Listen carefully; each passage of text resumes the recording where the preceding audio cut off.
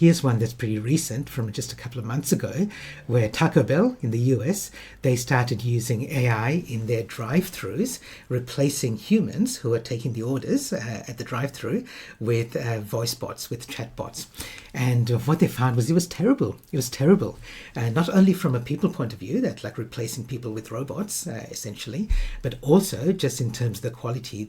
Sometimes the AI wouldn't understand the order properly, and also customers found it was very easy to prank the AI chatbots. And there's one story that made the news about one customer ordered 18,000 waters, and the AI goes, yeah, I understand that, so I'll just put it through as an order. Okay, it didn't have the intelligence to be able to make a decision around that. And Taco Bell should have known better, because three years earlier, McDonald's did the same thing, had similar results. So there are plenty of examples of people trying to cut costs with AI, and it doesn't work as well. Now, in 3 years' time, the story might be different. But at the moment, with the quality of AI right now, it isn't good enough. It isn't good enough.